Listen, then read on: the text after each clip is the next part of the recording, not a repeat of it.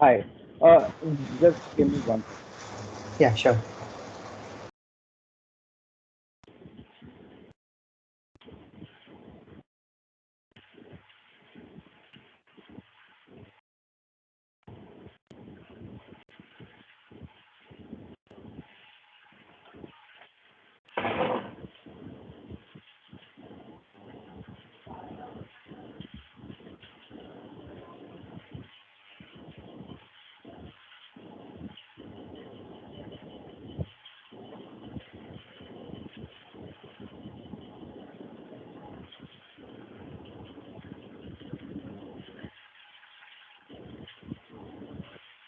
Yes.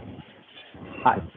So, okay. Let's just wait for 2 minutes. We can start at 4:10.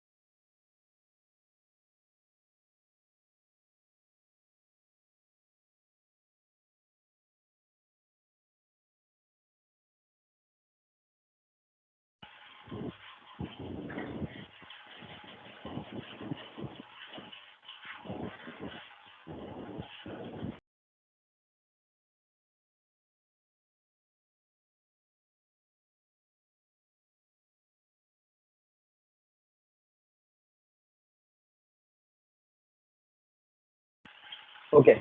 So, before we start with the actual podcast, I'll just introduce you all with the event and the speaker. So, first of all, I'm really glad that all of you all are here.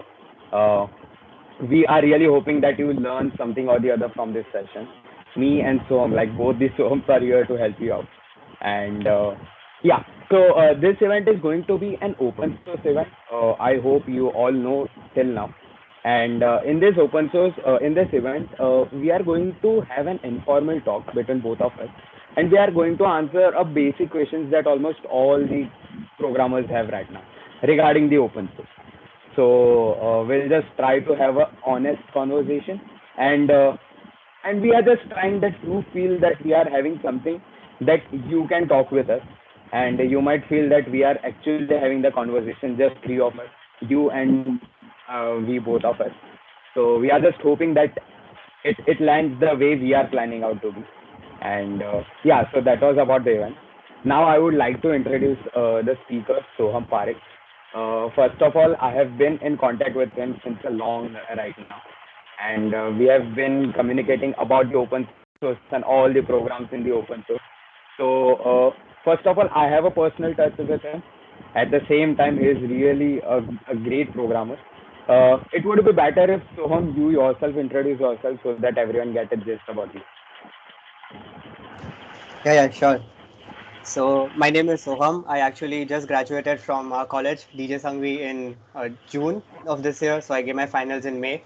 Uh, I've been active in the open source for the past, I think, 3 years now, 4 years now, actually. But I have been coding for even longer because we had like Java in school. So though that's the language I hate the most, surprisingly, it's my very first language, but I don't like it at all.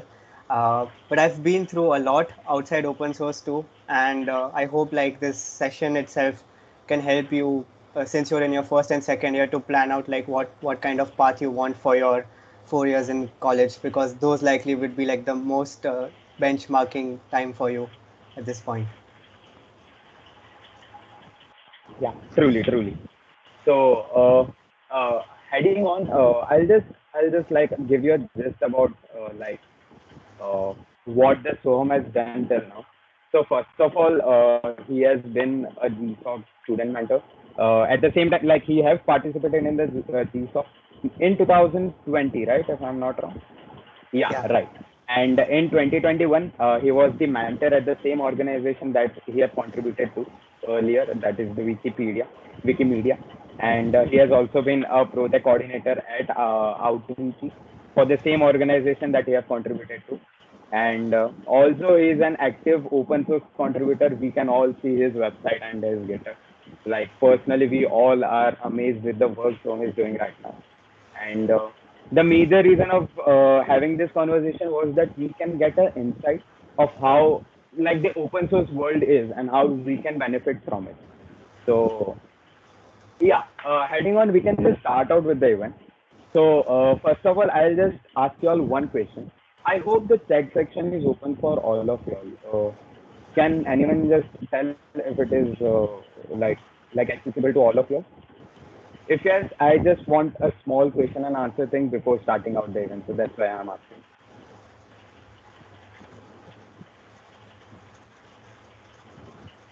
Okay. Yeah, I'm just assuming that you all have the access. And if not, just answer the question by yourself. Uh, First of all, I'll just name few applications. I just want you all to jot down that if they are in some or the other way related to open source or not. So the first application that I want to ask is the Google Pay that we all use right now, and the other one is the Facebook, and the last one is the YouTube. So since this all of the three applications belong to a giant tech company, uh, they also have something or the other related to open source. So first of all, just to give you this, Google Pay is based on Flutter. The Flutter is an open source programming platform. Then YouTube, and YouTube is built on Angular as it is by the product of Google. And then lastly, Facebook. Facebook is based on React, which is another open source language framework for the JavaScript. So I just want to tell you all that open source is something that we all use daily, but we are not directly or indirectly knowing about it, and how the community actually helps us get closer to the technology. So by that, we will be starting out with the event. Lastly, I would just like to say, please stay tuned with this event because at the end, we have like an exciting prize in both the collaborations with both the zones, and we will be giving you like a really great prize if you win the quiz. We have a quiz of 5 questions, I guess. Yeah, and all of the questions will be based on this event. So all of the questions will be impromptu. They are not found on any of the other platforms. They will be just by us, and also, we will have 3 winners. The all of three will get a similar prize, but the first one will get a 15 minutes free one-to-one session with me and Suham Parekh, and we will be guiding him or her personally with one-on-one conference call. And yeah, so we are just hoping that it helps you out and you learn something or the other from this event. The major aim for the quiz was that you get to know how open source works or how this session actually helped you out. So by saying that, I will just like to let Soham give the chance to speak a little bit about open source, introduce about the open source. Then we can go ahead with the event. Right. So I think the most easiest way to explain what open source is through examples, and a very few examples that I think all of us can relate back to our childhood. At least I can't say of my childhood because we didn't have Android back then, but at least modern generation childhood is Android. So Android is an operating system that is mostly powering a lot of phones these days, unless you're like an iOS fan. I don't mean to offend you, but that's not open source. That's very close source. But Android is an open source operating system. Some people might be familiar with Google Chrome. Google Chrome is the most widely used browser, and it is backed by an engine which is called Chromium, and Chromium is also open source. And there are a lot of tools, right? Like VLC Media Player. If you've used that, I don't know if modern people use that anymore. But it used to be something that we used to use back then because we didn't have support for other codecs like MP, MPEG or something like that, right? So these are like some tools that really hit the line, and these are open source. But what do we exactly mean by software or a technology being open source? Is the nature of the technology itself, right? So broadly, there are two kind of software that people use in modern day. One of them is closed source, which is something that a organization maintains. You don't have any access to how the code is written, what all goes behind making it, what exactly it does under the scenes, what API calls it makes under the scenes. You don't have any idea about that, so you blindly put your faith, money and trust, and you just feel like, okay, it's something that I put good. And this is where Apple is or Windows is something, right? Like you don't have access to the code base, but you just trust them as operating systems.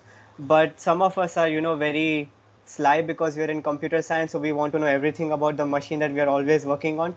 And it's always nice to kind of see like what is actually behind the scenes in powering these machines. And this is the cool part about open source tech. So there is a operating system called Linux, which most of you who would be going to hackathons would be using because it's convenient to collaborate over. And Linux is open source. And what it means by being open source is the entire code base of Linux is readily available on GitHub. Like you can just at any point in the day tune into your browser and jump at a specific line and see like what all things it's using to make that call. What are the advantages of things being open source? Is obviously that it's extendable. People can actually see it, and that also means that people like us who are from tier 3 colleges get to experience hands-on coding very early on by contributing to these kind of repositories, right? And these kind of products and software. And that's really good to build hands-on experience. But apart from that, the community is very inclusive. And these are like some things about open source, the very rough overview, but I think this should give you like a very good idea on what open source is and why it is exciting. um, yeah. Yeah. Okay. So my next question would be that, like, if I am interested in open source, how will I approach like any repository, or how will I find any repository? Maybe like if I am in the domain of web development, how can I approach to contribute to open source? So before we tackle this question of how can I start, I'll give you a very basic prereq, though there are no prereqs at all. But these are like some nice to haves that will make your journey a lot easier. One of them is knowing Git and GitHub. GitHub and Git is a version control system. If people here in chat don't know what that is, it's just like a picture of your code at a given point in time. So you keep changing code, different people keep touching different parts of the code, and if something goes wrong, like you always want to refer to a picture, like let me take a picture and let me see like where what the older code was like, and if that's the case, just revert it. So that's what Git and GitHub is. So basics about Git and GitHub, and little bit know-how about some programming language. You don't need to be a master at anything, but if you know like one programming language decently well enough, as in like you should be able to do like basic stuff in that, then I think you're good to go with that start. Coming to the very specific question in terms of like how to start with open source or how to approach, I think we are in a age and in time, like because of COVID and everything, that people have pushed open source to that extent that it's become more and more inclusive in terms of how new people can actually get on board. Some of the nicest events is one that is currently going on, which is Hacktoberfest. So I think Hacktoberfest, we can hand out these resources to you at the end of the meeting, but it itself, the website is self-explanatory. It basically is a set of issues. Different projects come together to give like starter issues for Hack Oktoberfest, and students like us who are very new to open source, we can start contributing to these projects. So Hack Oktoberfest and guided events like these are like a very good means. But if you want to kind of actually dug in deep into like what the actual flow is, then it is like you identify a project that you are interested in. Obviously, it has to be open source because only then you can contribute to it. And what you can do is, if you are familiar again with Git, this is where it comes, at least GitHub, this is where this comes into picture. You go to the issues and you try to filter issues by good first issues. And good first issues are issues which are beginner friendly, so people who are not at all familiar with code bases, they can actually start with those issues, and people will always help you out. So you can just uh, comment there that I'm interested in working in this issue, can someone guide me? And they'll guide you everywhere, like from resources to even your silliest questions. So firstly, don't be afraid to ask questions. If you don't know anything, you this is how you learn. And secondly is like this is a very nice pattern because it is also the primary way in which people communicate in open source. Like we don't have meetings and phone calls, so your entire communication is through GitHub, and commenting is like a very nice way to do that.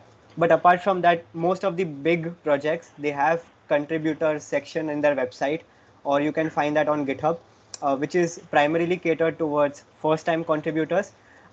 And this is something that you can read. You can join Slack or whatever challenge they have, and you can introduce yourself there, and show your interest that you want to contribute, and someone will reach out to you. Mostly these projects have developer advocates, so if they are listening, they will definitely reach out to you and try to help you get your first contribution in. This might sound a lot, but it's not really complicated. You just need to read like what Hack Oktoberfest is, and just try to explore GitHub, and you will easily, like, this is like a 1 day thing to master. It's not difficult at all, so it sounds complicated. Truly, Yeah. truly.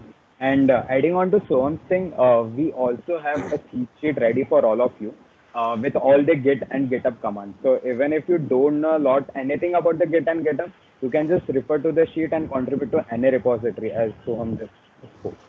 So we're also sharing all the resources at the end of the event.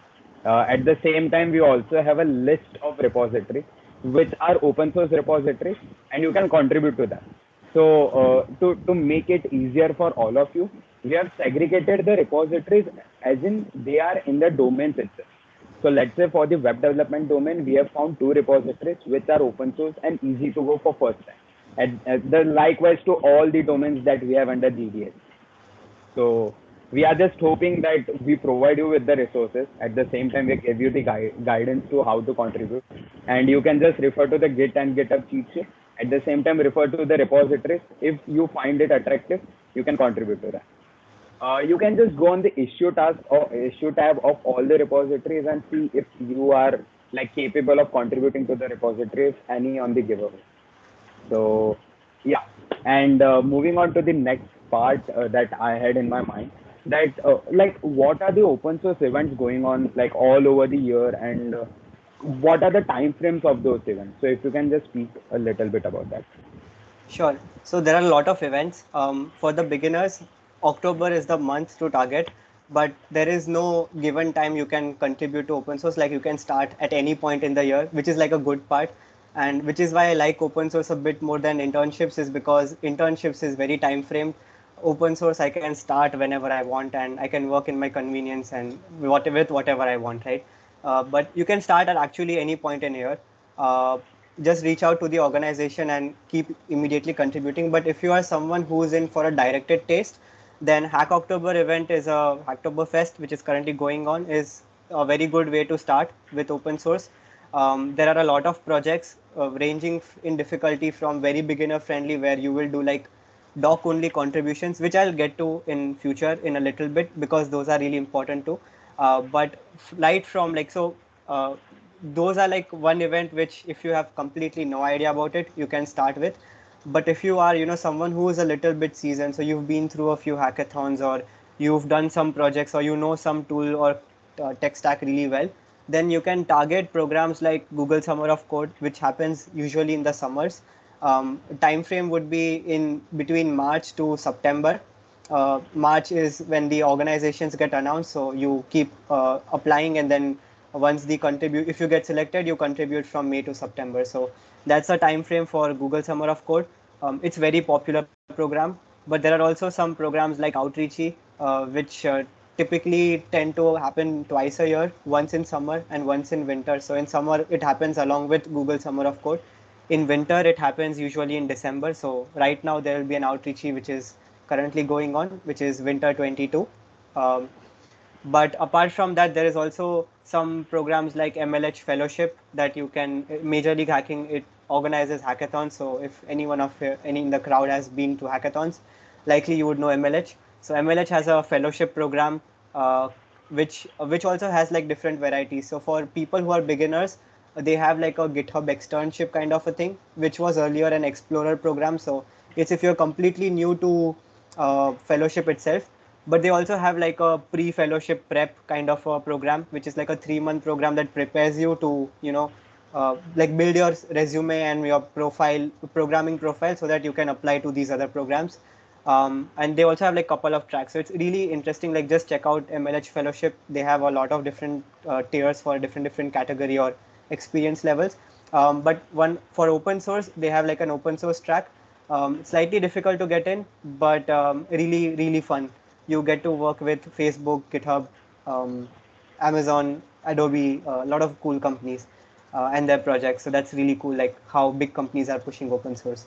Um, but there's like a lot. Like there is Linux Foundation. I think the list is endless. There are also student run programs. I hope our college has one too in future. Like Script Winter of Code, and there's DWOC. There is also student code in and all that. Like I can actually compile a list of all this and send it to Soham so that he can share with you.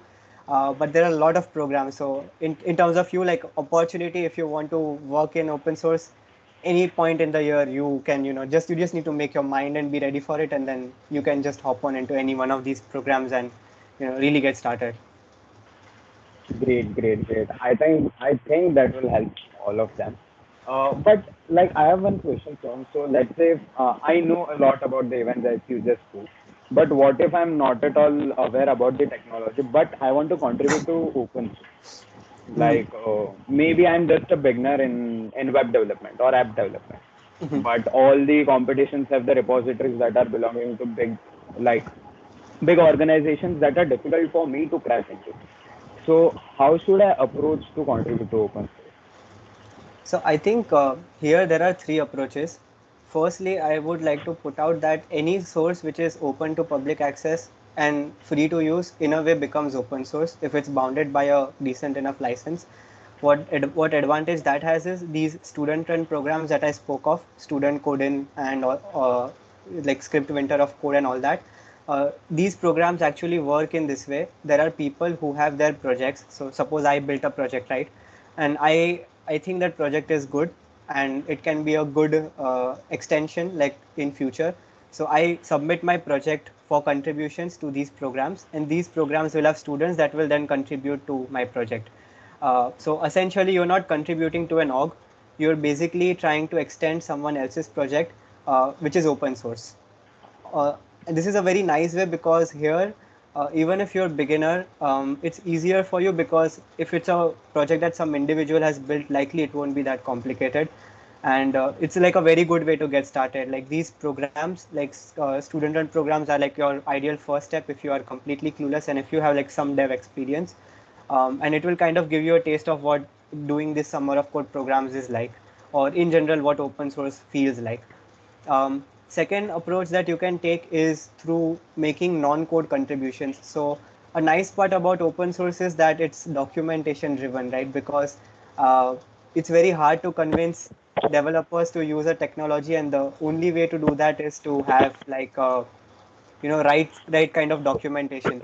So documentation is very important, and usually it's a very good way to understand a technology. So if you are someone that's not into coding, or if that's something that's a challenge for you, then one approach can be that you make a documentation contribution. So for that, like, you contribute to the documentation of a project, and there people can guide you like on their channels, or if they use Discord or Slack or whatever.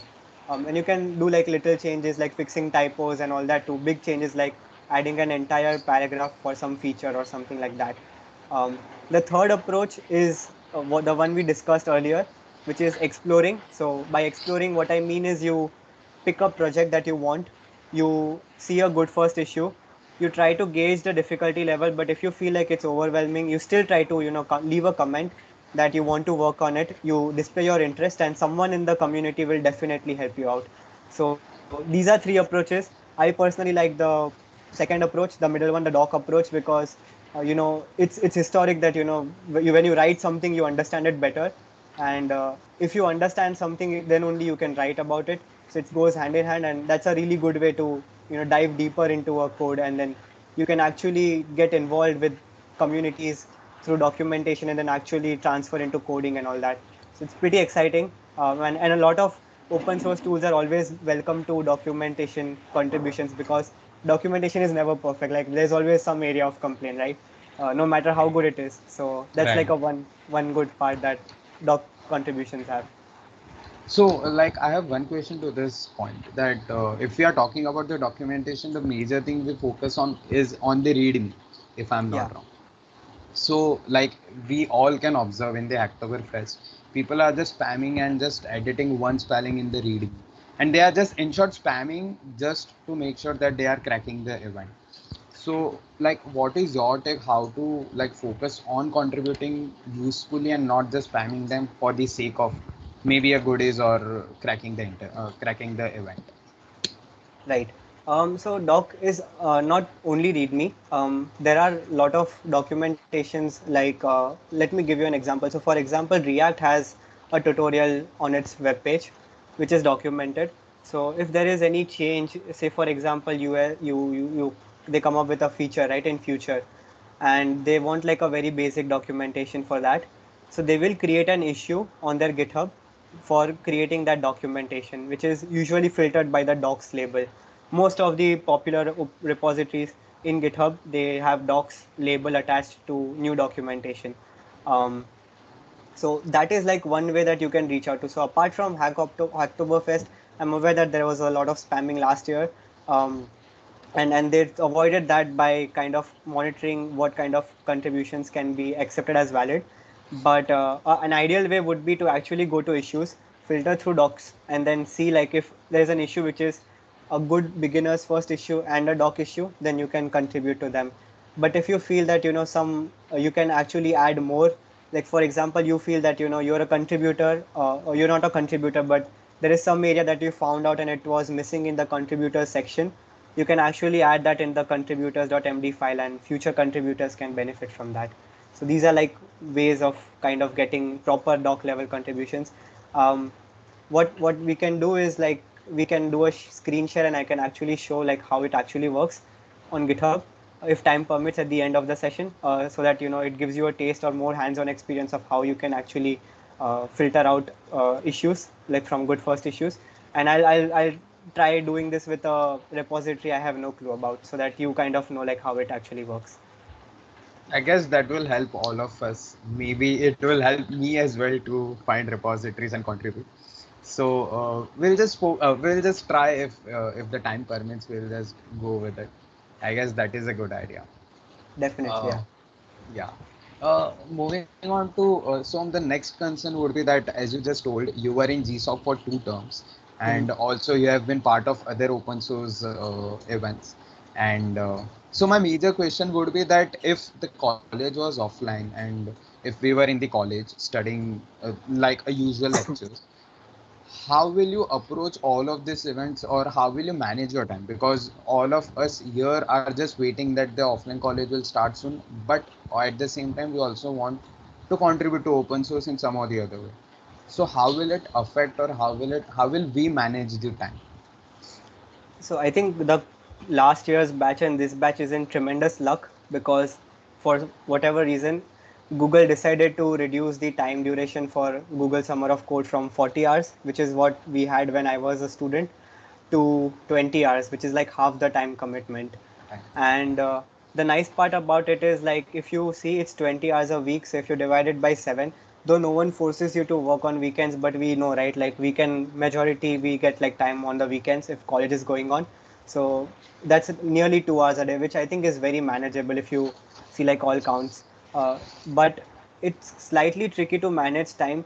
And I have been in a situation where like we had an ongoing internship.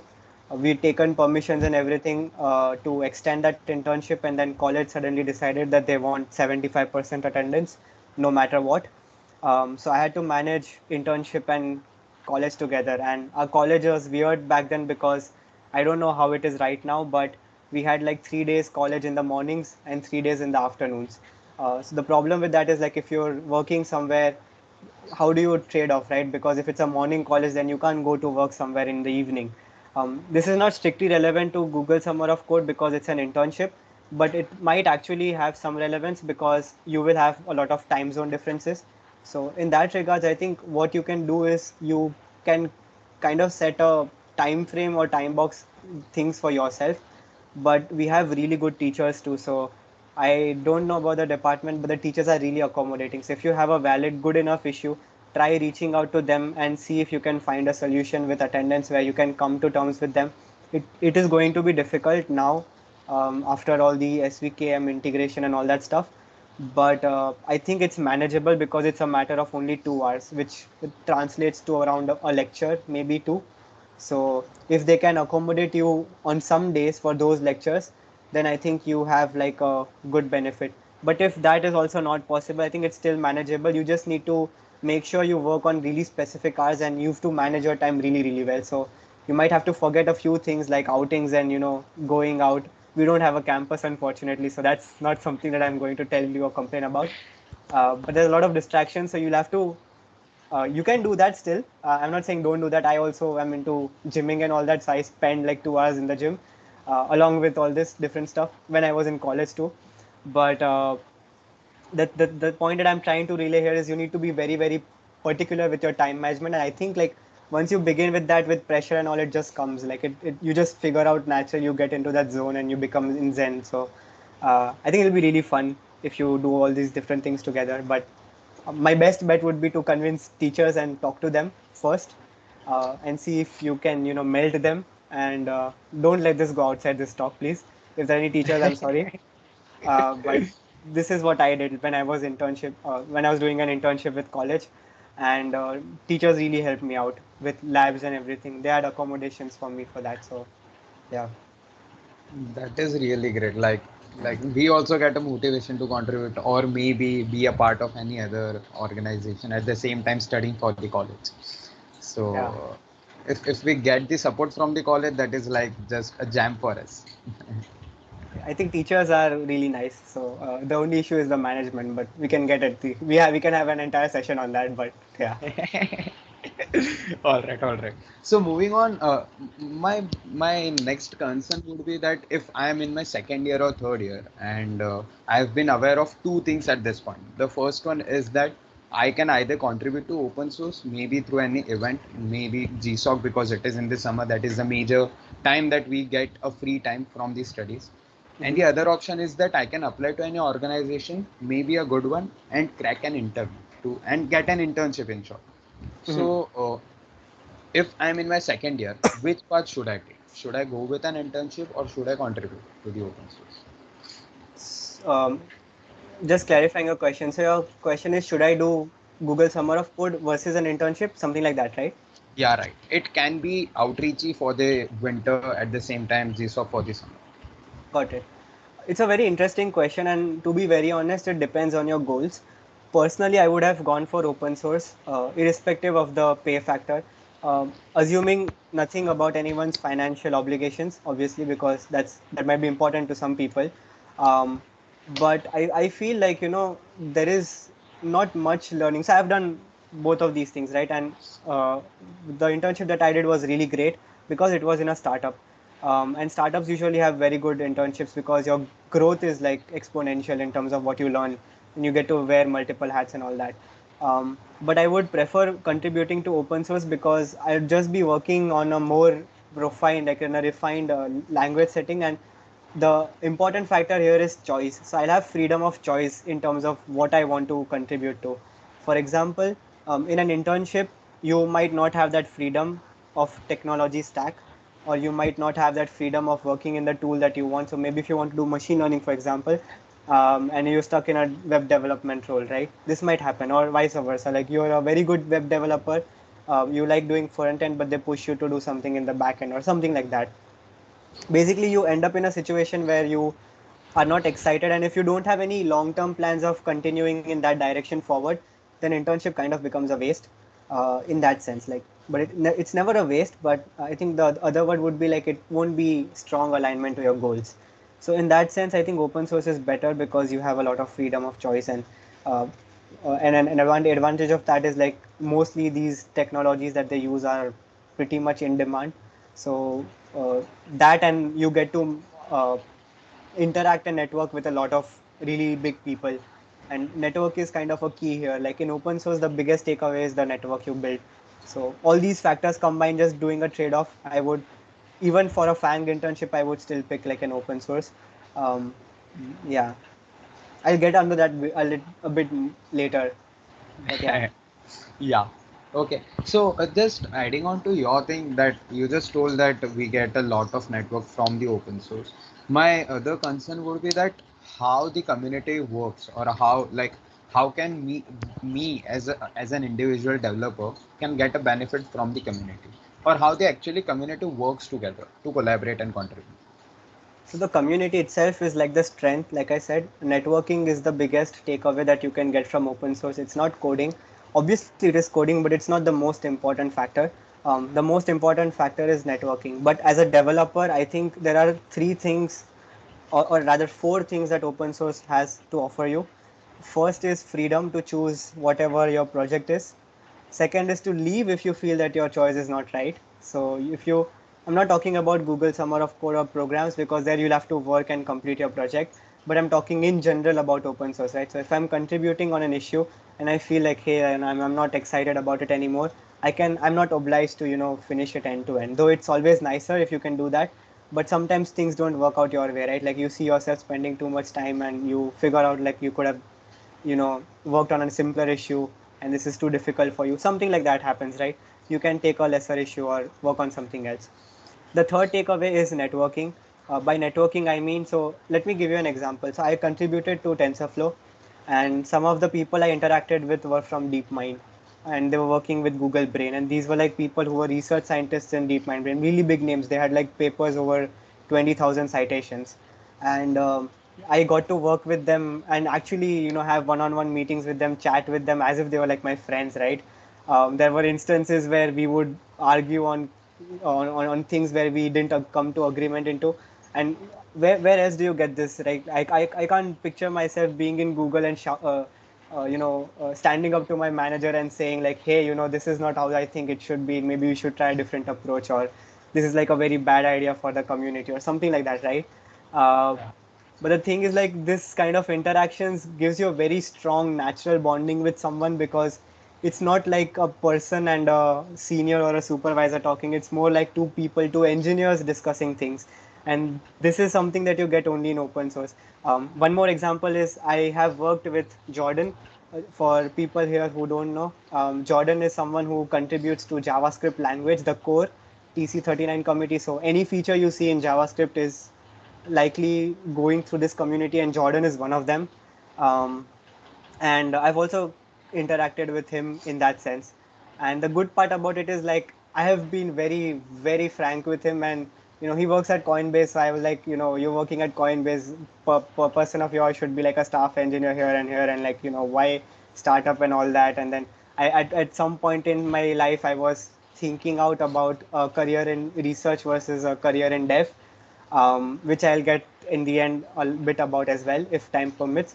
And I was just like normal conversations once in a day, like hey, what should I do next? Like I'm really confused, and we were just two people in the meeting, so like I don't think I can get something like this in anywhere any other place other than open source.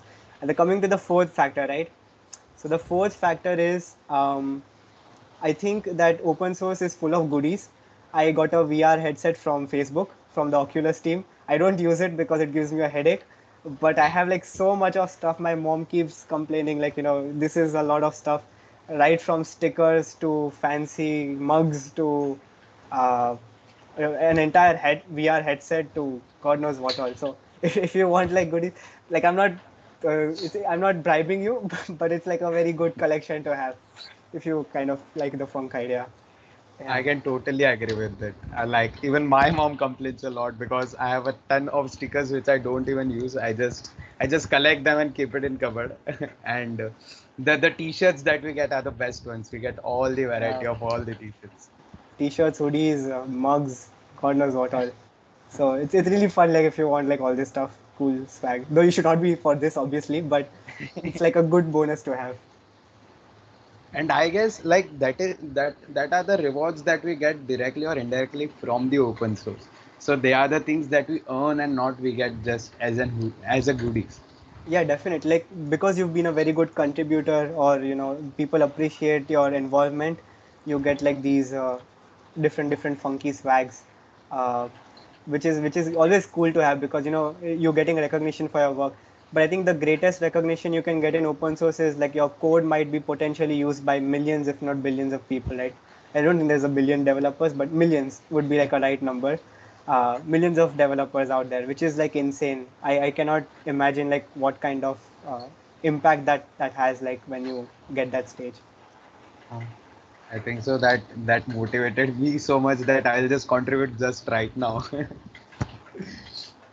Okay, so moving on to the next question, as we talked about GSOC and all the outreach and all the events about the open source, Mhm. my major concern would be that after the GSOC, how will I benefit from the event? Like, can I get directly an internship into Google if I crack the GSOC, or is it the other way around? Actually, there used to be a thing where after you do Google Summer of Code, you get like an expedited uh, interview with Google, which is still the case. Like if you have Google Summer of Code written in your resume, it slightly increases your chance of getting an interview, getting a response when you apply to internships. However, earlier there was a system where you get an automatic referral to Google. Now that is no longer there. Um, for various factors. One of them is like they have increased the number of participants, and it's not feasible to have referrals for all of that. But in terms of like Google specific things, right? Does having Google Summer of Code tag in your CV raise your chances? I would say yes, it does. But does it ensure entry into these companies? I would say it depends, because not a lot of not a lot of companies just value like your CV. They also look for fit, and you need to be a fit to do that. And what I mean by fit is, for an example, if my Google Summer of Code project has been on web development and my entire CV speaks web development, for example, I cannot be applying to a mobile developer role. Even though if I know, like it depends on what your resume and your overall profile is. So if your profile is a fit, then against other candidates, you might have a slightly higher chances. Um, but a more general take in terms of Google Summer of Code is I think startups, especially in this age and day where you get paid so well by startups, um, they actually hunt people who are Google Summer of Code students because they know like these people are going to be really good at it. And the advantage here is right from having internships to everything. it's not obviously laid out on your lap. Like you have to really do something substantial. Like you still have to crack the interviews, right? So they just give you interviews, but then you have to crack and prove yourself in the pool. But the advantage is newer startups, right, which are very small, and which have like higher growth potential. They actually reach out to people who are, Google Summer of Code pass outs, which happened to me, happened to teammates who I've mentored, like co-mentored with, happened to people I was mentoring in 2021. Um, that's like a very good advantage. And a fun fact, these startups are not India limited, like they are all over the world. So you don't get exposure just from, startups in India. I've had startups in Belgium, USA, UK reach out to me, not after Google Summer of Code immediately, but obviously like through all my work in open source. So that's like a very good advantage that it has outside of like after the open source itself. So yeah, my next question would be on the same line. That Mhm. is, what are the job opportunities after, like in the open source? Right. So I think job opportunities in open source is insane. Firstly, let me tell you that because most of these open source technologies, like let me give you an example. There is a organization which is called Gina, right? It's a neural search engine. They also have like an organization which does full time. Or let me give an example of Wikimedia. So Wikimedia, for example, the org where I'm mentoring, they also have full time openings. So if they feel that my work is good enough, then I can actually work for Wikimedia itself. So that's like that's like a direct relation. Like if the organization has that like kind of thing of people who work full time, like Mozilla has that, for example. um, so for these kind of situations, you can directly actually end up working for the org itself. I know a few people who were contributing to Canonical. Ubuntu, if people who don't know, is maintained by Canonical, and they ended up getting a full time offer from Canonical, and so they're working for Canonical in UK, living in India, because usually all open source organizations are remote worldwide. Um, so this is like very insane. And I think that there'll be enough. I don't know what kind of uh, uh, options are there in terms of overall kind of thing, but you have a lot of opportunities if you contribute to Kubernetes, or they have like I've seen people getting reached out by VMware engineering managers, Salesforce engineering managers, and these people are in US, like they're not the Indian versions of those. Um, and I've been reached out by a lot of people, a lot of startups in who are like Y Combinator startups in Belgium, in London. So I think it's really interesting. Like there's endless scope in terms of open source, because if they find you are active in a particular space, you get reached out by these companies, and it's actually a very good situation to be in. Apart from Google, like just doing open source contributions, then. So I guess the contribution is not just limited to any event, like it is just a lifestyle routine that we follow as a programmer. We just Definitely, yeah. code to happen every day and contribute to like maybe any one organization or the community in general.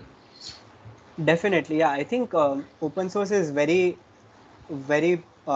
underrated in terms of what opportunities it has, and especially in India, in our college, like we are lucky we had seniors, my seniors who, like I'm talking about, not like now I'm a senior, so I can't say senior. So my seniors who were also Google Summer of Code students at some point in time, and we have that tradition going on for quite some time now. Like last 3 to 4 years, we have at least one student every year who does Summer of Code. But in general, like I've seen they stop after contributing to Summer of Code for various reasons, like masters, or they have different obligations in life. But I've continued contributing to open source after my Summer of Code, and it's really helped me a lot. And some of the things that I think I can share is going to blow like your mind, and that is in terms of like just overall opportunities, right? So in our college, for example, I was a placement coordinator. The um, the companies that come to our college are very limited. So we don't have Google visiting our campus. We don't have Microsoft visiting our campus. We don't have Goldman Sachs or Uber or Intuit or whatever visiting our campus, right? Atlassian, or these are big names. Amazon came once but never came again. Um, so we're kind of happy with banks coming there and giving us like subpar packages, but I think when you reach your final year stage, you will realize like the CTC is highly inflated, and that's because most companies want the day one status, right? So higher the salary, the day one status, the better or the earlier they get to interview the students. um, but I'm not sure if I'm allowed to reveal numbers or not, but from my experience, if you, I'm just going to give an example without naming any country. Say for example, your top package is around 25, right? So your actual package in hand comes to around 14, which is before tax. So after tax, it gets reduced even further. The way it becomes 25 is they add on bonuses that you get for 4 years, and they inflate it so that it becomes 25, right? So the 25 lakh is basically 14 every year plus some 2 to 3 lakh bonus that you get every year. And this is not the case with just Morgan Stanley or JP Morgan or any banks in general. Like banks usually have this technique, right? It's also the case with Amazon. It's also the case with Google. Less with Google, but this is a case with Amazon too. So Amazon has a CTC of 31.5, but their in hand is only 12. 10 lakh worth of it is ESOP, and then there's the rest of it is like relocation bonus and all that, right? What I'm trying to make a point here is I've been in open source. I had offers from Intuit, I had offers from Atlassian, which you won't believe was 50 lakh on paper, but only 12 in hand. So I get like 50,000 worth of stocks dollars in 4 years. So I'm rich after 4 years, but what about now, right? Uh, so that's kind of insane. Like I've seen people say like Atlassian is the biggest dream and all that. I got an interview from them and I cleared rounds and everything, and at the end I was just handed up with disappointment and like 50, but then it's so inflated. This is the case with all companies. It's not just Atlassian or Google. Even Google does that. It's like 60, but then the base is 15. Or my idea is like, but is like there is a craze about all these things, but these are some things that people don't tell you. And you can be mad behind these companies and make this your end goal, but trust me, if you be in open source, you kind of come to this realization that you can do a lot of better things outside of these companies. The company that I currently work for is remote only, so I am their first Indian employee. And I get paid way more higher than any senior developer in Google would at this point. I'm not going to reveal the exact numbers because I'm not allowed to do that. Uh, but for other companies, like the resources are pretty much out there, so I don't mind even telling that out because it's readily available. The key takeaway that I wanted to give is kind of that open source is a lot of opportunities for you. I had a lot of offers at to 23 to be precise. None of them were below 50. Like all of them were really high, and that is just base. I'm not talking about inflated numbers like 4 years or after 4 years. No, this was like the ground basic salary that was offered to me. And I work remote. I work for less than 5 hours a day. I do open source full time, so I work my 5 hours a day. I also do gym like 2 hours a day. Then I do a lot of research. I'm contributing. I'm collaborating with 2 research labs right now, and I do all of this in one day, right? And I still live my life really happily. But I don't think I would get to do all this if I had worked for say XYZ Bank or Goldman Sachs. I had an offer from there which was fully gimmicky. I don't mind saying that either. um, or some company like Intuit where the tech stack is dated and I just get paid for warming my bench. Like that's not like the good way. So open source, if you see, the horizon is endless. Like there are a lot of opportunities you can get. And this is all due to networking. Like I had some really amazing mentors, I had some really amazing people that I worked with, and really good batch of peers, I would say. And I wasn't even aware that you can have this kind of setting where you're sitting in India and you're working for some company which is abroad, like um, elsewhere basically. And that's actually way more better than actually going there. So I had two offers from Bloomberg and JP Morgan London, but the lifestyle in India is way better. Then you go there and you evaluate that. Like when you evaluate the numbers and everything, it comes down to you, like you figure that out. Like so if you get to work in a company, whether it's in India or wherever, it doesn't matter. But if you get to be in India, I think it's kind of a blessing for you, because India is kind of reaching a stage where we are blowing up in terms of tech, and this is just started. Like the next 10 years, India in tech in India is going to be big. And you have news all over the place of people getting, God knows, like being taken to ICC World Cups for joining bonuses, getting bikes, BMWs, God knows what, all right. So it just shows that how, Even yeah, I am surprised. yeah, phone Bharat Pay, I think it gave someone BMW for freshers BMW for joining, and God knows they took someone for ICC. I had interviewed for Cred. Uh, I think in around like 5 6 months back. After 2 months, they were giving away MacBooks and all that stuff. Oh, Uh, damn. like irrespective of whether you join or not, which is like the catch. I don't know if it's true or not. I've just heard rumors. It didn't happen with me. I had interviewed with them, and I didn't get anything. But I think it's that I don't know if it's true or not. But Bharat Pay like it takes new joinees to ICC World Cup for T20, like to watch the tournament and all. It's crazy. Like what I'm saying is tech is in boom in India. So you need to broaden your vision outside college. Like just look off campus, just look at open source, and I think there are a lot of places you can be once you're in open source.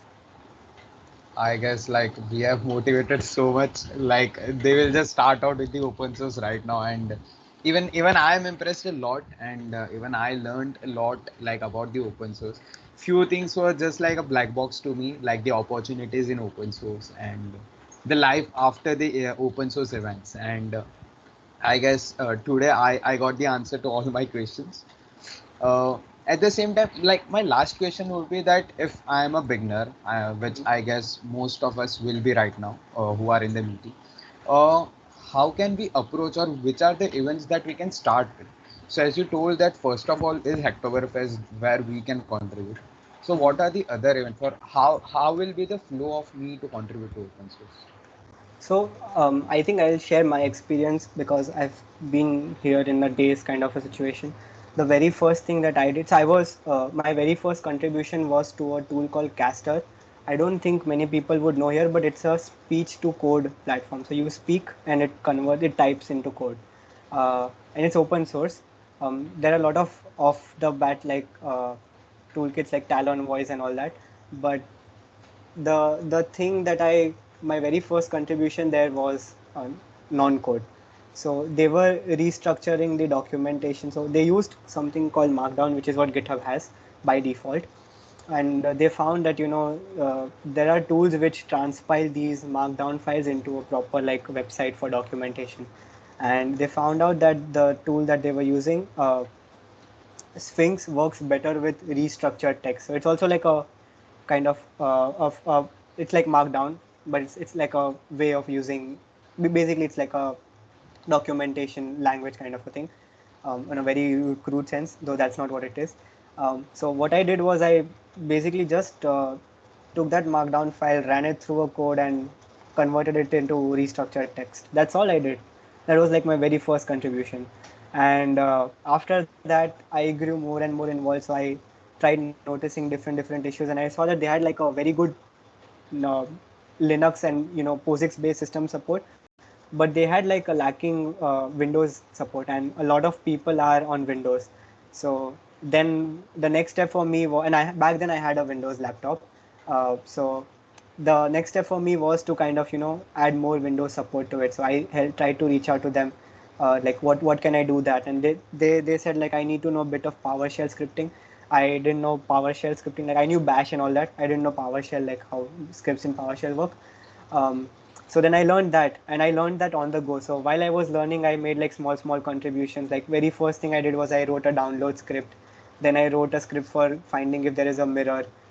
Then a script for detecting config files, and small changes. Like I was learning, and then I was pushing, and then they were reviewing my code. So this is a very good way to get started. So don't be afraid if you don't know anything. I think the advantage of being in open source is, again, I said commitment, right? So if you are committed, it's very good, it's great. In fact, I recommend people to be committed because only then you will push your limits and boundaries.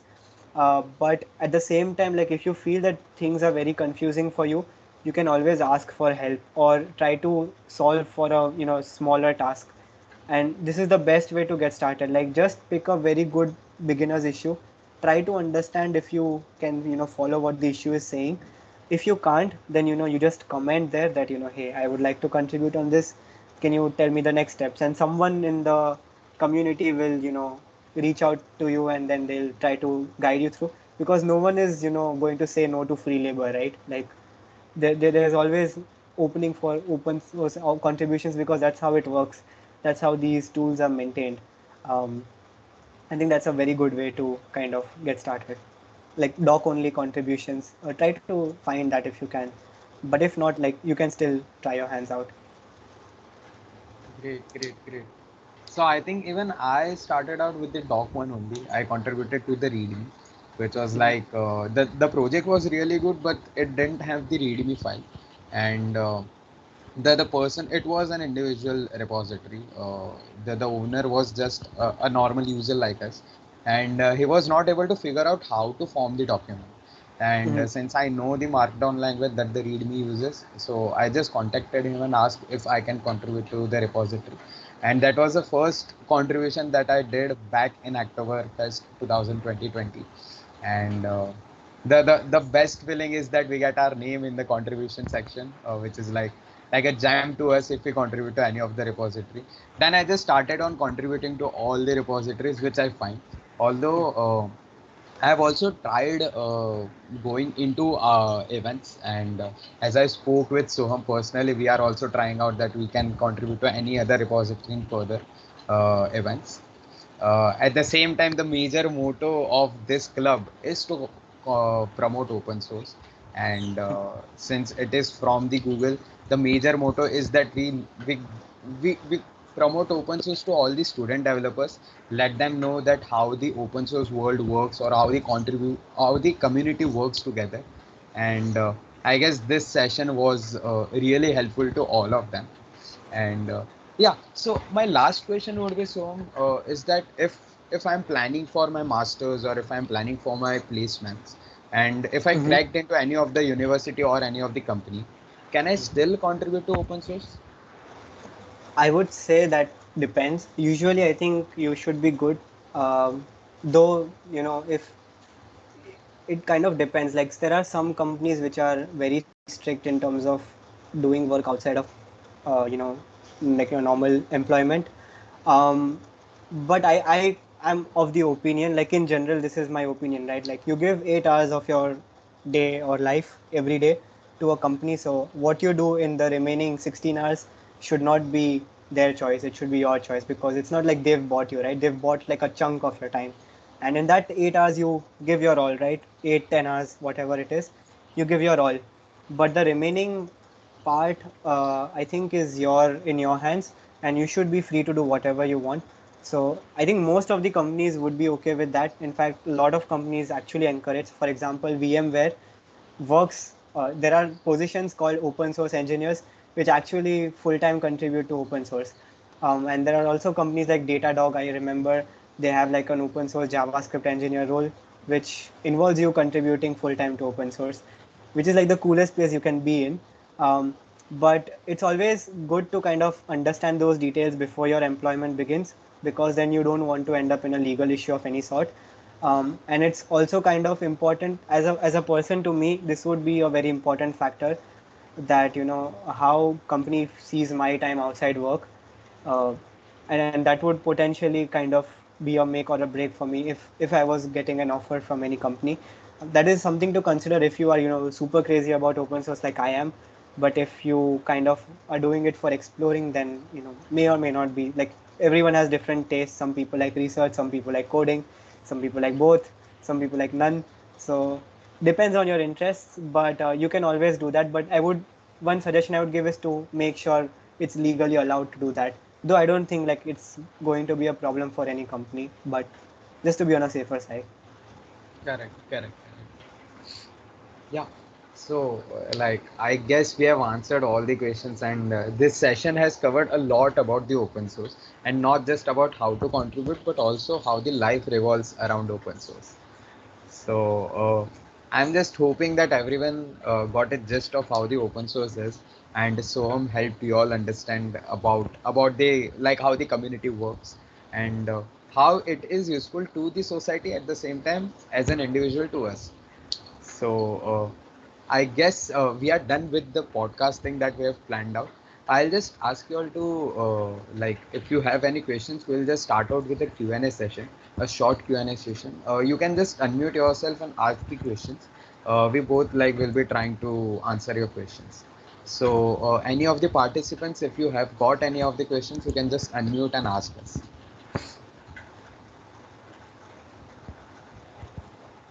Also, after the Q&A, we will have the quiz that we have talked about. So we'll just wrap up the Q&A as soon as possible. Yeah. Hello. Yeah. Hi. Can you elaborate something about like remote jobs in India? Um, uh, by elaborate, do you mean like how do you get those, or Yeah, like kind of a roadmap or something.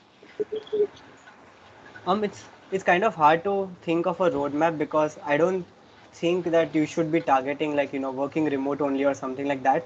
It's just a perk of that because there are a lot of advantages, a lot of disadvantages to each perk. But one roadmap, there's no roadmap as such. It's also like doing normal interviews, but you need to have a slightly better profile, like a slightly stronger profile when you're applying to remote opportunities because they kind of look for people who like they're going to be going through a lot of issues to just get you working with them. For example, some companies like in US at least, so for example my company, right, the company I'm working for, it's in California, so they had to go through a lot of legal setup to just kind of register me as an employee there. And if a company is willing to do that, they're generally willing to do that for people who have a very very strong profile. So I would say get a very strong profile in terms of your programming experience. Try to get as variety of different experiences as you can because I believe in something about everything then everything about something, though depending on the situation everything about something can also be good.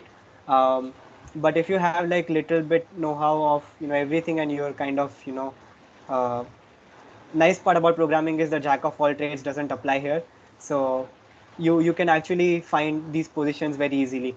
The succinct answer to your question is build a profile that's really tempting, that's very very strong, and it should be a very strong alignment to what they're looking for. So when you're applying for remote jobs, though I did not apply to many directly, like some of them I was reached out directly by them.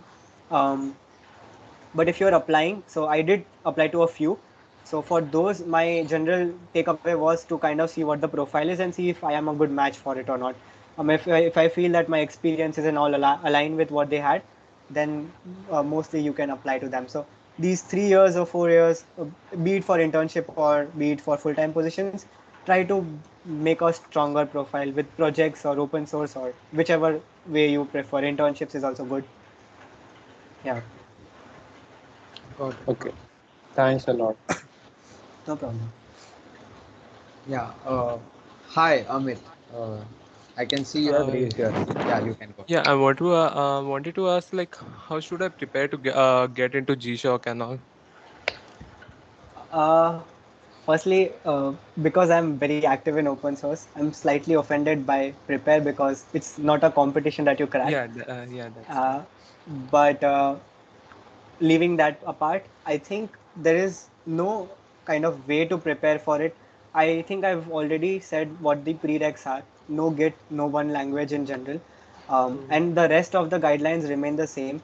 Um, One thing that, as a mentor, I realize is that we are not allowed to evaluate experiences that you have before with the org. But I would still try to get more involved with the org that I'm definitely passionate about contributing. So for me, I wanted to see how Wikipedia works behind the scenes because it's like it receives around, I think, 5 billion daily traffic per day, which is very high, right? And they're not on cloud, they have everything on prem. So I was always curious, like, how are they doing it? Because it's kind of unimaginable to have that kind of traffic for and not be on a cloud and do everything just on your own. And this is what motivated me. So I tried reaching out to the organization, trying to get more and more involved. And then I actually did not plan to do Summer of Code in the beginning. But then there's a rule that if a project is tagged under GSOC, only people through GSOC can apply. So I ended up applying just so that I could work on that project. And then eventually, things phased out. I got selected and then I worked for it. So a good roadmap would be to get more involved with the organization you're passionate about. And how do you get involved? Basically by finding good issues, doing dog contributions, or just trying to interact with mentors or people who are on their IRC channels or things like that. Okay, thank you. Yeah. Hi, Lee. Hello. Hi. Yeah, hello. Yeah. Yeah. So it was a great insightful podcast. I went to your website and it was actually very fascinating. I wanted to know the tech stack you used in that and how did you start? Okay, so first, there are the three disclaimers that I would like to make. Firstly, this is the only time I did front end development and then left it for life. So it was a lot of pain. And I wrote an entire blog post on it describing why it was a pain and why it's closer. So my website doesn't have an open code. For your question, what did I use to build it with? I used 3JS, which is like a project I contributed to after I built my website uh, in fellowship. But 3JS is something that I used for getting the 3D stuff. For music and everything, I used Howler, is like a music kind of a framework. For the backend, like the blog itself, so the front end and the backend, like the front page and the blog is different. So the blog is written in React with a framework called Gatsby, which is something also that I contributed to. Uh, and now I'm migrating it to Next, which is a headache. But I mean, this is like to give you an answer in a very brief sense. It's 3JS plus React, mix of both. And my girlfriend actually is very design into, so she kind of helped me a lot with the website in terms of how it should flow. I just wanted like a Ben 10 theme, so I'm like, hey, I'm crazy about Ben 10. I want like a Ben 10 website, and she's like, okay, try to think of this theme, and then we figured out like what we want, and it worked well. Yeah. The story was really amazing. Like, I guess you have contributed to all the framework that you have used in the website. Yeah, I think the only outlier is 3JS because I used it and then I contributed to it. But 3JS is surprisingly mathematically heavy. Like there's a lot of math that goes behind because I think if you have computer graphics in first or second year, you realize like there's a lot of matrix multiplication and math and all that going on. But it's really fun if you like math. So I love math. So I love matrices and all that. So I 3JS was really nice for me. Yeah. Great, great, great. I hope me too have answered your question.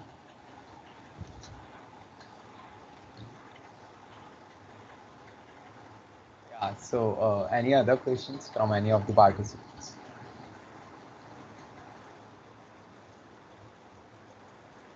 Are these like first years or second years? Like, or the mixed? They are mixed right from the second years, the third years, and the final years. Oh, okay, okay. The first years are not yet admitted to our college, so they are not aware about the event. Oh yeah, COVID. Yeah, Yeah. So we my have bad. second year, and like the most of the participants are from second year and third year. Oh, okay. Interesting. So, are there any more questions, or we can go ahead with the quiz? This Q&A session will be an informal one, so like the meet asked, like you can just ask about the stuff you are fascinated about.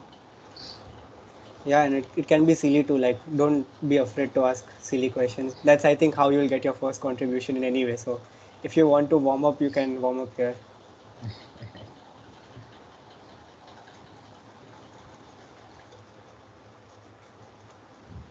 Uh, Hi Soham. I don't know. I mean, probably this is a very silly question, but it's just that when I saw your profile, I saw each and everything you've done. I was just blown. I was like, hey, how does he come to know what he's supposed to do?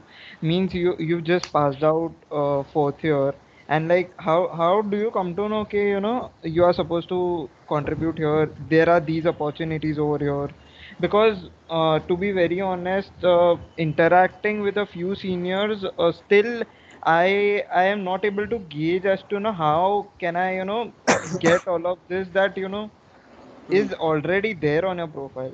It's like very attractive. Got it. So this is the part where I said about networking and having a group of peers. Is our college is very good and it's very blessed in terms of the kind of people we have and the kind of seniors we have. But one issue that I see in our college is that our vision is only limited within the walls of our college. And again, I hope that there are no teachers in this meeting so that this doesn't go out. But I had a very bad attendance track record, so I didn't have that chance to interact with a lot of people in my college. The advantage is I had networked with a lot of people outside. So I think my network blew when I was a part of Summer of Code because just the people or just the kind of people I met. So I all like not all of them are um, going to be good. You need to be very selective in terms of that.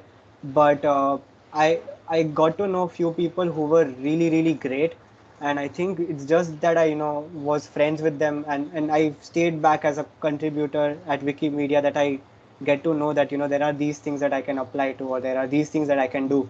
Otherwise, I had no clue that you can even have a potential of doing all this.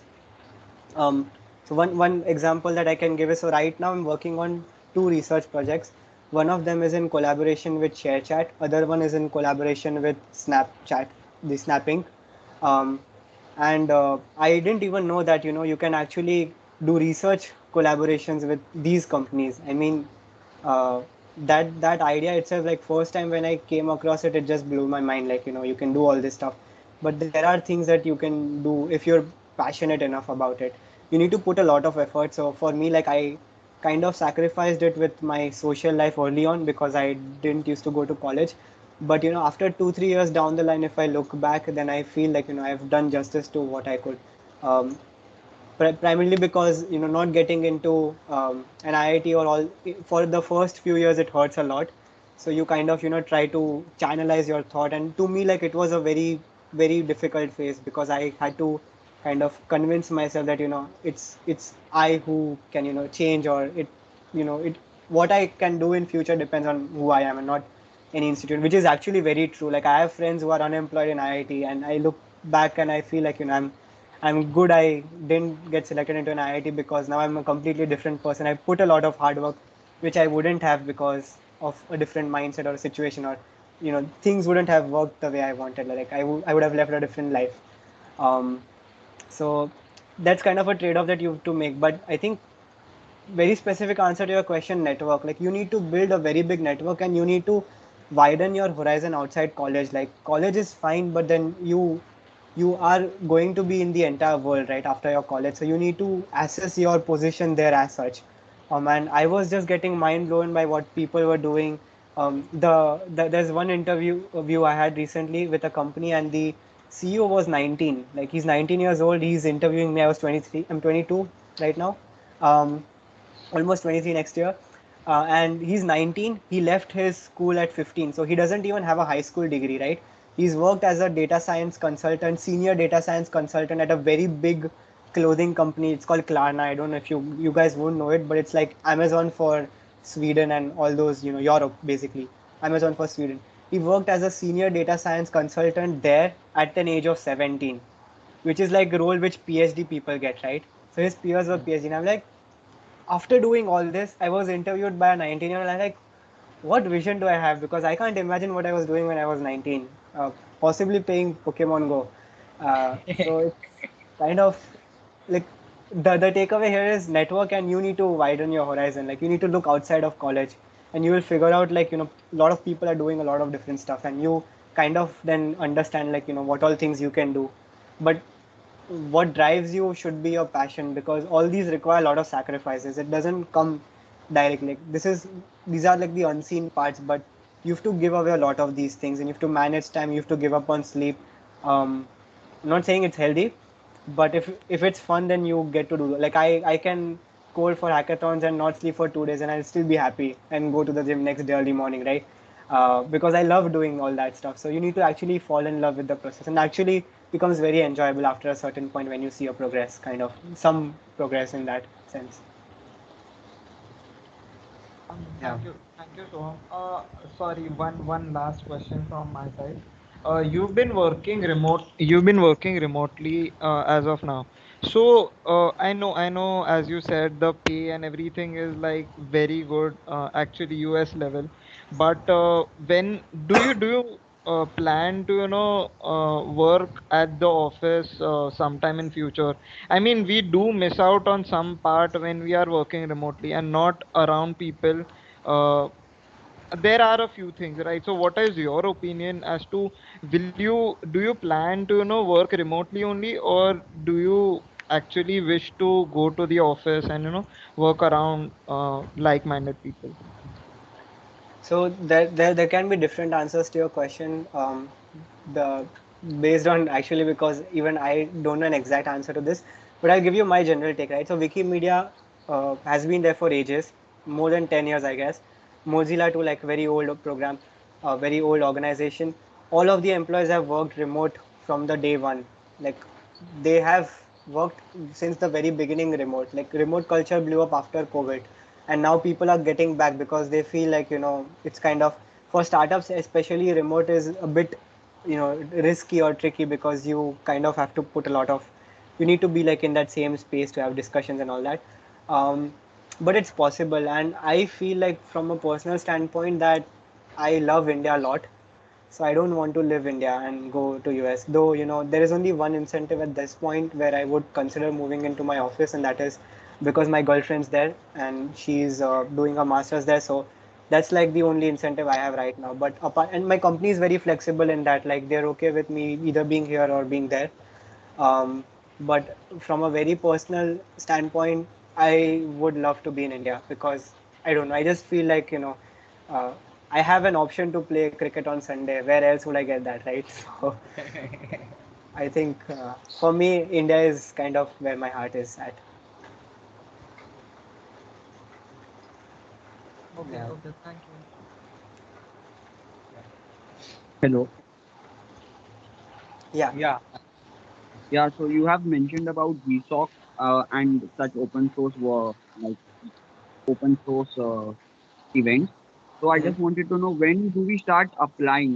Like, what's the timeline for these events? Like, it starts from May and ends at September or October, as you said. So when does the application or registration start for the event?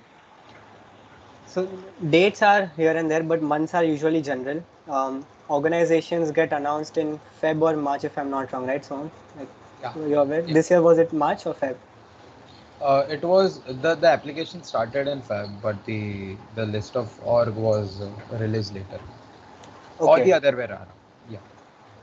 Yeah, I think the first phase is the organizations get announced along with the projects, which usually happens in Feb or March. And once the projects are out, then you try to filter out which organization you want to apply on based on your passion, interest, or what projects you want to work on, um, difficulties, etc. And then after, in around April time, like so March to April end, you do the applications. So application period has a lot of things. For the projects that I usually mentor, I have some micro tasks to gauge what kind of students are doing and what their know-how is and how well they can do it. uh, I don't look at what they've done in the past at all, so for me, like, their resume is irrelevant. What matters is like what they do in the application period, and for that I have like micro tasks catered to the project that I typically design. And then usually, like, the applicants would spend entire March and April doing those and then proposing a timeline for the project. So timeline is more like what is their vision in terms of what they'll be doing in May, what they'll be doing in June, what they'll be doing in July, what are the giveaways and all that stuff, like what kind of commitment they'll have for this month. It's kind of like how you work in Scrum, and which is a very good hands-on exercise, to be very honest. Lets you think for a longer period of time, and that happens till April. In April, you have to submit your proposal along with any micro tasks that you've done, and then we have like a month to evaluate you as an applicant. So mentors would usually do that, and then after that we make a decision that we want to go with this person, and then we kind of submit our decision to Google, and then Google will send you the mail that hey, congrats, you got selected and all that. This is for Google Summer of Code. For different programs, there are different timelines. So for fellowship, MLH fellowship, there's a different timeline.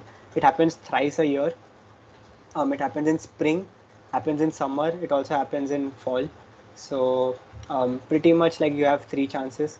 They also have like different tracks. So each track might have different timeline. I'm not 100% sure about it, but I when I was doing it, I was in fall and spring. So no, sorry, spring and summer. So I did spring and summer both.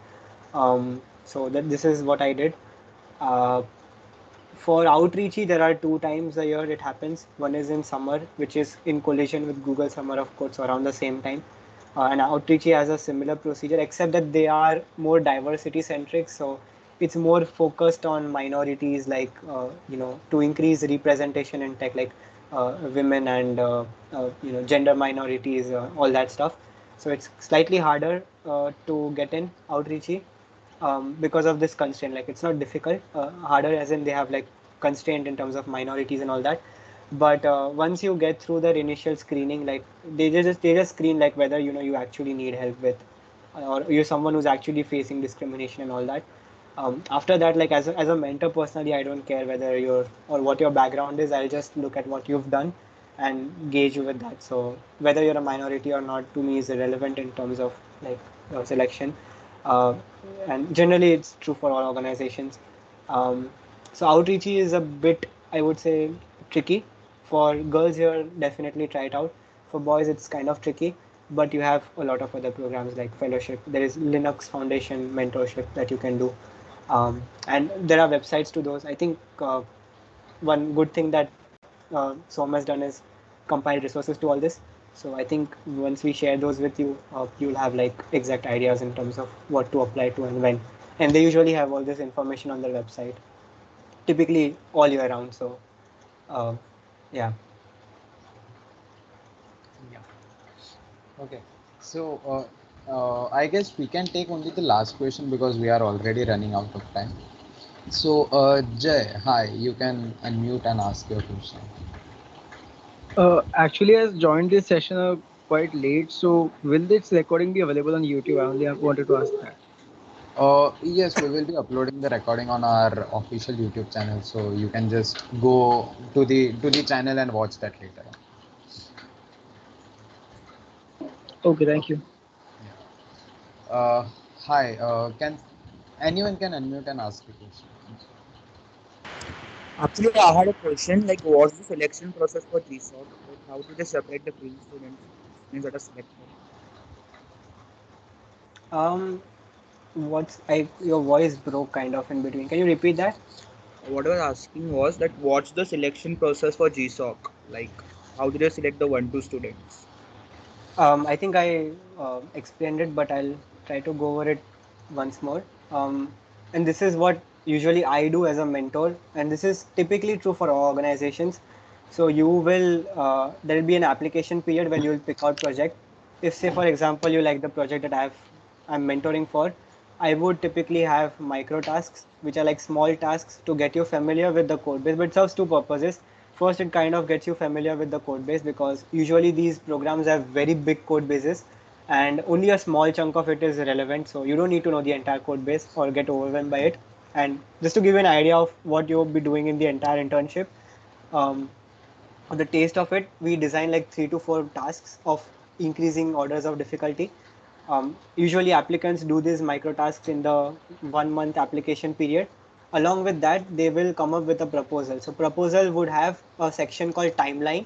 That timeline will be what you propose that you would be doing to solve or make this project complete, right? So say for example your project is something about building a website, right? So you will say that in the month of May I will set up all the databases and backend. In the month of June I will you know uh, kind of set up the front end part and all that stuff, and then I will write tests in the last month, something like that, right? I'm just giving an example. So you have to give this timeline in terms of date wise or week wise proposal in the proposal.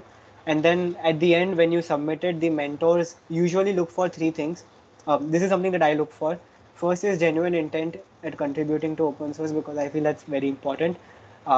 Second is your micro tasks, how you've done it, how well you've done it, and all that.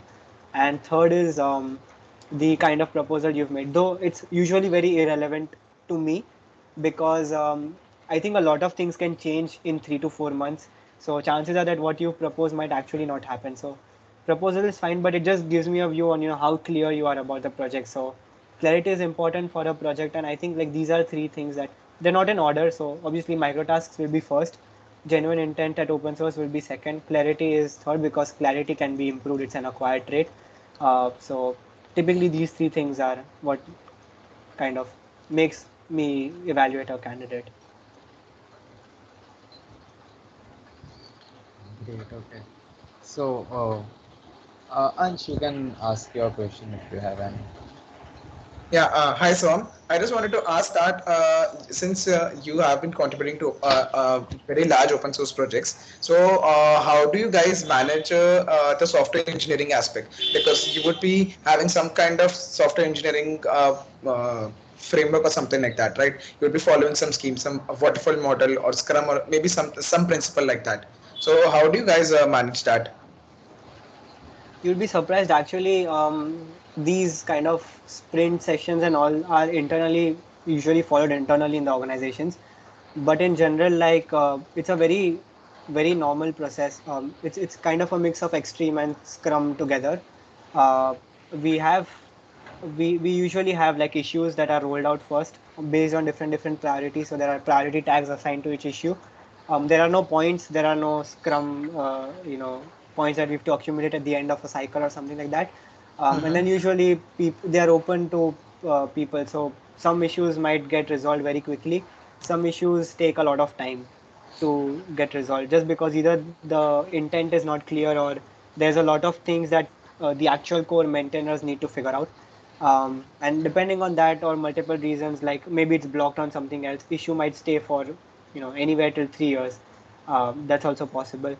And then when people raise PRs, there are some bunch of checks that usually go through an automated CI/CD if those pass. And most of the very good projects require you to have written some tests for the code that you've written, because there's a very strict limit on what kind of code coverage we have for each repository or project or sub project of that org. And in all these things combined, so in terms of flow, issues are created, PRs are raised, and then when someone reviews from the core reviews the PR, and then it gets merged. Okay. That's how typically it works. Okay. Okay. All right. Thank you. Awesome.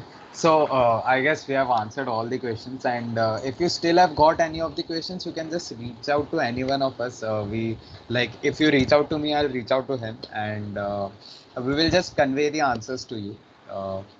Uh, so we hope that all the Q&As in this session was interactive, and you learned something or the other from this seminar, I can say.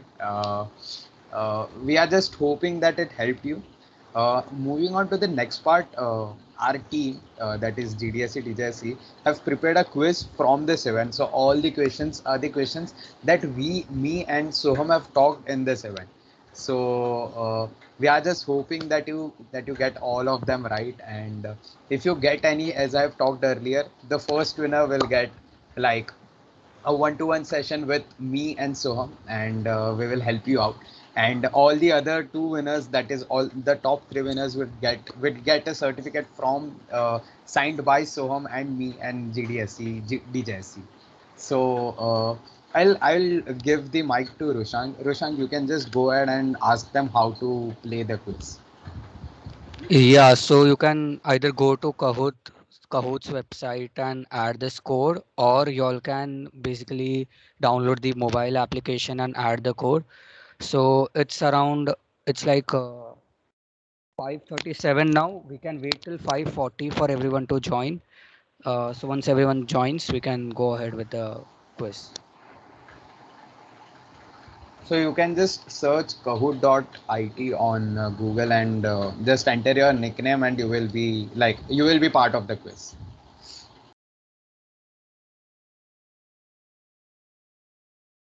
I'll just repeat the code so that if anyone of you is entering the code, they get the number. It is 6284834.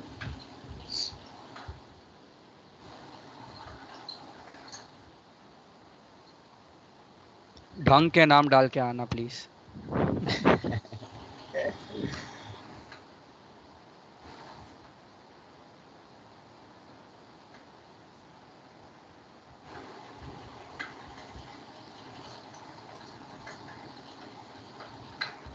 Can see GDSC OP.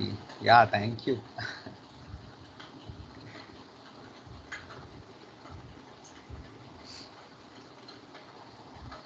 I'll just repeat the code once again. It is 6284834.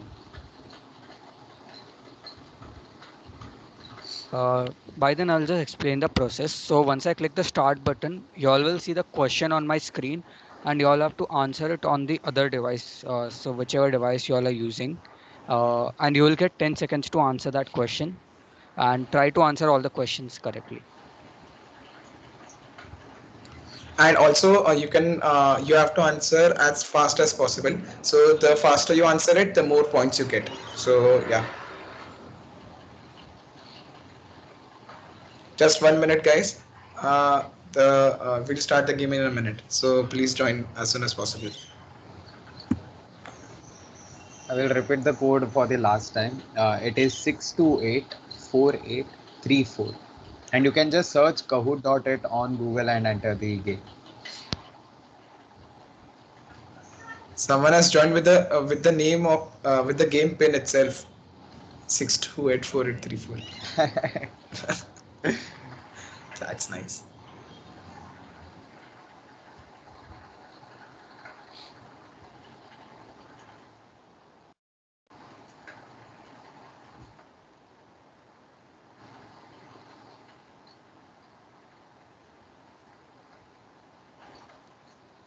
Shall we start? Yeah, we can start. So everyone just gear up. Roshan will start the game. Roshan, you can go ahead and start the game.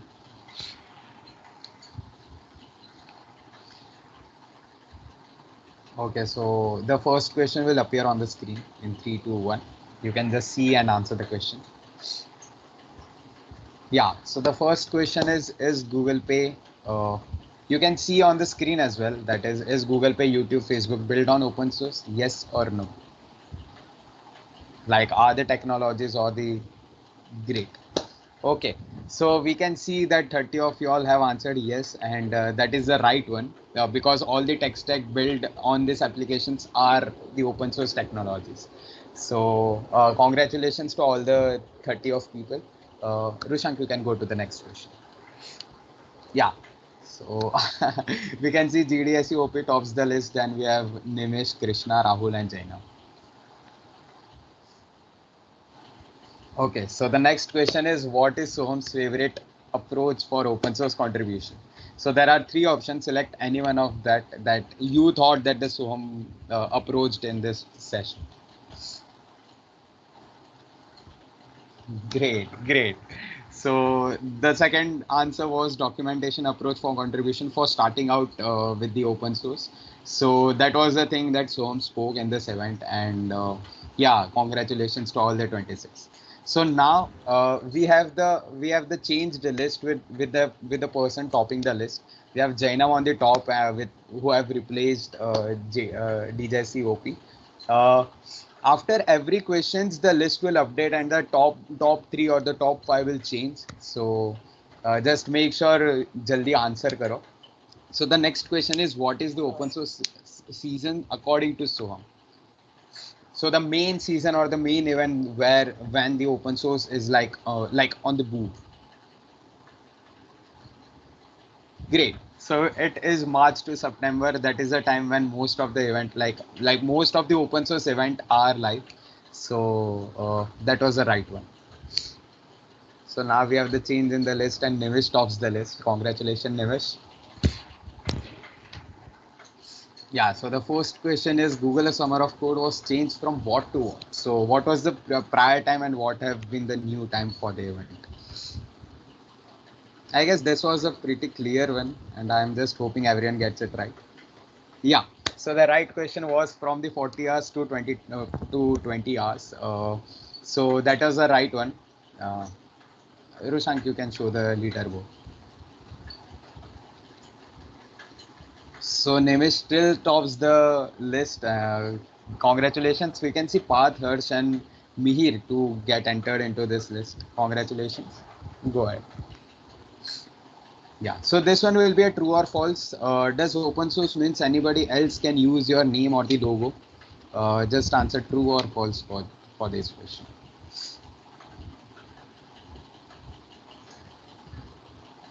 Yeah. So the answer was true that they can use your name, like they can't use like as if they cannot take the credit, but they can use like they can maybe be a part of the thing, and that was the right one. Rushank, you can show the leader. Yeah, so we have Deep on the top, and GDSC has entered the list again. Yeah, next question.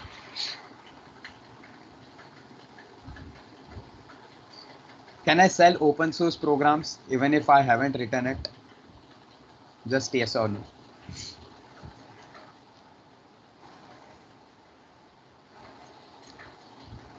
Yeah, so the answer was true that no.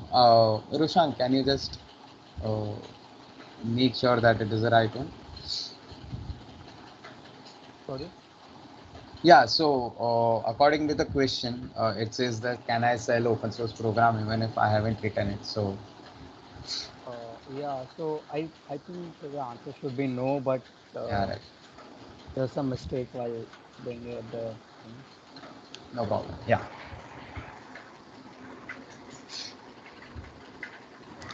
Actually, the answer is it depends. So if it doesn't have a license, so you can sell it. But if it does have a license, let's say MIT or some license, so you can't sell it. So it depends on the license. But to not completely sell it would be wrong. So that's why the answer is yes. Great. Okay. So now we have got the list. Rushank, you can go ahead. Deep is still consistent with all the answers. The last two questions. The first one is that are free softwares and open source softwares the same? Just yes or no.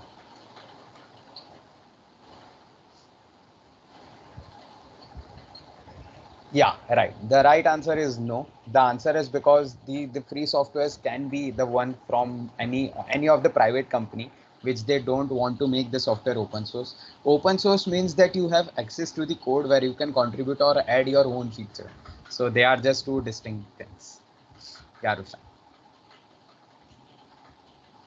So we have Deep still topping the list, and then Nimish is closer to the Deep. So let's see how the list ends. So the last question for this quiz is that for the second year, what's the best way to work on technology according to the Suham? So let's see. It is a pretty obvious answer, I guess, but still see how many of you get it right. Yeah, we can see from the results, all the 40 of them have answered open source. So the next slide will have the scoreboard of all the quizzes, and the top winner will get the reward, and all the top three winners will get the reward. All right. Okay. So third we have GDSOP, second we have Nimish, and the first is 6904. We don't know. Okay, Deep. All right. All right.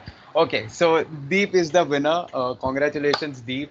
Congratulations to Nimish and GDSEOP. We don't know who is GDSEOP.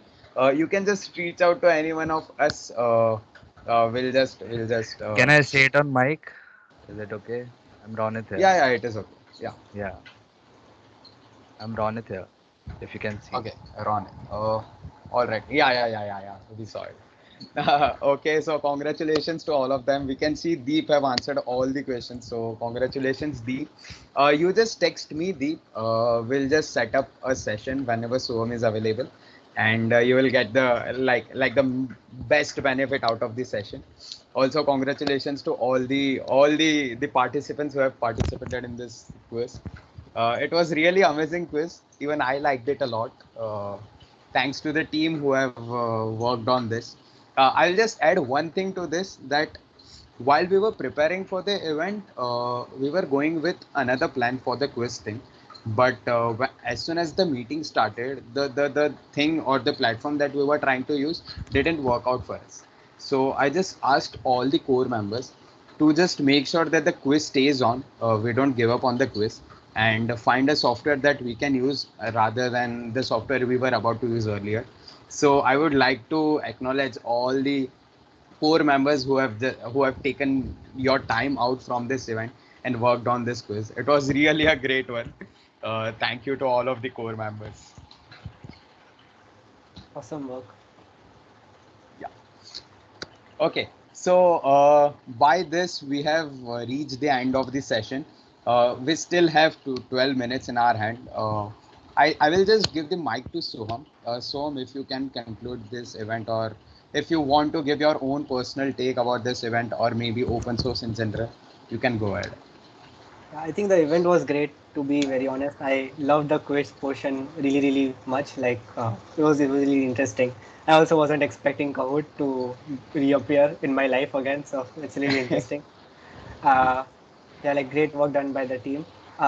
Like I just have one final takeaway for you, which I think I've reiterated a lot of times in the session, uh, which is to kind of broaden your vision in terms of where you see yourself. Because if you be limited to your college uh, peers or something like that, I'm not saying our college, to be very honest, is very very good. I think I've said this earlier as well, that we don't get the kind of attention we deserve because of a lot of things, right? Like let's not get into politics, but I feel like we people from our college could be going places, right, if people just knew where the opportunities were. And the very easy solution to that is to kind of not limit yourself in terms of what you do by just curriculum or just college or just what your friend is doing, right? You need to kind of have a broader vision, which is why if you don't have a LinkedIn account, get that as soon as possible. And because you need to feel that fear of missing out. uh, it's not necessarily a good thing, but if it's in a healthy amount, then I think it can take you great places. And you see like what people are doing elsewhere on Twitter and LinkedIn. Like if you're not on these, I think you should definitely join these platforms and try to broaden your network, because this is what is going to help you in the longer run. um, and the final thing that I wanted to tell is to not be you know behind a particular thing blindly. For example, in India especially, I find that people target only specific big name companies, but we don't really see what kind of opportunities startups hold, right? But from my personal experience, and I don't mind sharing the entire doc with packages and all also, right? Like I'm okay because it's my college, it's my people, right? uh, the kind of pay that Indian startups give is also way higher than what you would get even in Amazon and Microsoft. Like it's really really good. Cred, for example, pays like 37 lakhs. So if money is an issue for you, for me it wasn't an issue because luckily I come from a decently well-to-do family. I was in that freedom of choice to kind of pick and see what I wanted to do. Just that I love what I do and money follows your passion, right? Kind of that way. But if you are someone who has like really really money is an important or financial factor for you, which might be the case for a lot of people, right? So in that case, I think you should definitely try to see different avenues, because these startups, they don't hire through data structures. Like there's only one round if any. Most of the startups that I've interviewed for, like Cred and all, we had like a take home assignment. And that you can do only if you have like really good command over coding. And this has also happened in Code for Good, right? So I've been in two Code for Good events, both of which we won. But the team members, like we had only a few of them knew coding, right? Like they not coding, development. They knew competitive coding, but then you can't build a backend with C++. I mean, you can really performant one, but not for a hackathon, right? So you need to have a balance between both. Like don't if you like coding, competitive coding, I'm not saying it's bad. Like it's really good, it's really healthy. So you do that. I love math too, right? So I also kind of break my head against it. If you find it passionate enough, then you do that. But if you want to kind of uh, do something big, the key is kind of to have some sort of balance between both development and competitive coding. And for people who are not into competitive coding, you can achieve a lot without that. I don't even have like a code chef profile. I have done a lot, right? So uh, I don't have hacker rank stars or whatever. Like you'll find me there. I don't even think you'll see me anywhere. Uh, I do very bare minimum lead code, just enough to get me through some interviews, but then I have stopped even that. So there's a lot possible without that as well. I mean, when Facebook went down, there was this meme floating around that why don't you ask me to reverse a linked list now, right? Like just a meme, because that's not going to bring Facebook up. This is what someone had put on Twitter, and I found it really funny. But just the takeaway that it's not essential, like it's not necessary. You need to know the basics, but it's not like hardcore. That you need to know all Steve of Eratosthenes' thesis or whatever it was, red black tree and all that stuff. I've never used them ever in my life. So yeah. I guess Yeah. that was the honest advice that anyone can get. Even I got a lot of advice from this session, and I've learned a lot. Thank you, Soham, for joining in and helping all of us out. It was really a pleasure to have you on board and have this session. Definitely. Thank you so much for having me. It's a great opportunity to be here. Great, great. Also, to all of y'all, we have the list of repositories as I have talked earlier. We will be sharing those lists on our Discord server at the same time on our Instagram page. So you can just get that. At the same time, we will also be mailing you all the list of all the repositories. At the same time, we will be also sharing the list of Git cheat sheet, Git and GitHub cheat sheet that you can use to contribute to those repositories. So I guess from this session you got an overview of about the open source. Now you have the chance to contribute to open source. So we are just hoping that these resources help you out, and at the same time this event actually helped you structure your thought towards open source. So Yes, thank you. Thank you, Sam. Thank you so great. much. So yeah, yeah.